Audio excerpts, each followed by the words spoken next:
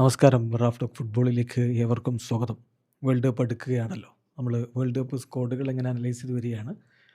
ഇന്നലെ നമ്മൾ ഫ്രാൻസിൻ്റെ സ്ക്വാഡിനെ അനലൈസ് ചെയ്തിരുന്നു.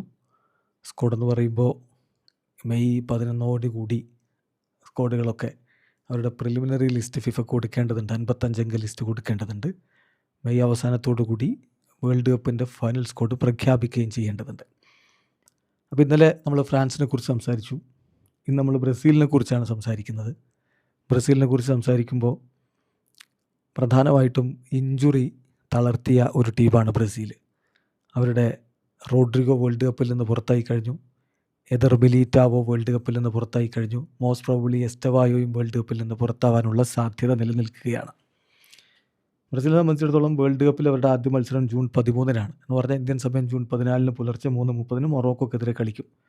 അതിനു മുമ്പ് അവർക്ക് 2 സന്നാഹ മത്സരങ്ങൾ ഇപ്പോൾ ഷെഡ്യൂൾ ചെയ്തിട്ടുണ്ട്. ഒന്ന് ജൂൺ 1 പുലർച്ചെ ഇന്ത്യൻ സമയം 1:30 പനാമക്കെതിരെയും ജൂൺ 7 പുലർച്ചെ ഇന്ത്യൻ സമയം 3:30 ഈജിപ്തിനെതിരെയുമാണ് ബ്രസീലിൻ്റെ സന്നാഹ മത്സരങ്ങൾ ഷെഡ്യൂൾ ചെയ്തിട്ടുള്ളത്.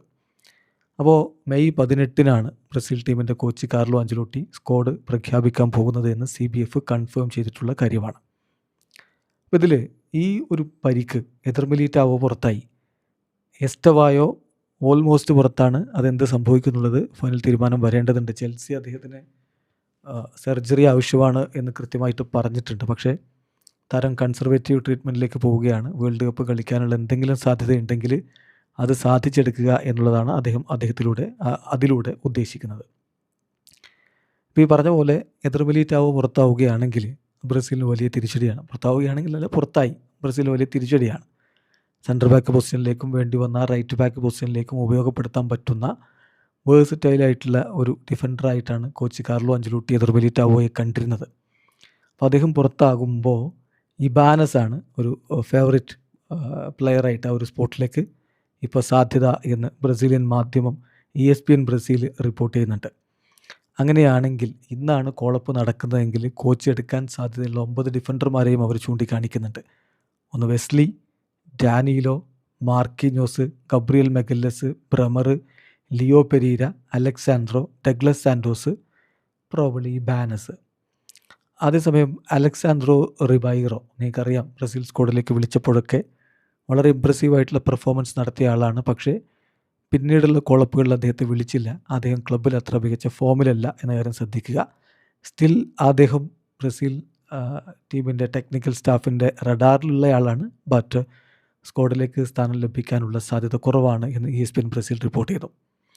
അറ്റാക്കിംഗ് പൊസിഷനിലേക്ക് വരുമ്പോൾ എസ്റ്റവായോ സ്ഥാനം ഉറപ്പിച്ചതായിരുന്നു. ഇനിയിപ്പോൾ അദ്ദേഹത്തിന് കളിക്കാൻ പറ്റുന്നില്ലെങ്കിൽ അദ്ദേഹം ലെഫ്റ്റ് ഔട്ട് ആവുകയാണെങ്കിൽ ഏറ്റവും കൂടുതൽ സാധ്യത എൻട്രിക്ക് ആ ഒരു സ്പോട്ട് ഉറപ്പിക്കാനാണ്. അപ്പോൾ അങ്ങനെ വന്നാൽ എൻട്രിക്ക് ആ സ്പോട്ട് ഉറപ്പിക്കുകയാണെങ്കിൽ അതിൻ്റെ ബെനിഫിറ്റ് ലൂക്കാസ് പക്വേറ്റയ്ക്കും മികവർ തിയാഗോക്കും ലഭിക്കാനുള്ള സാധ്യതയുണ്ട്.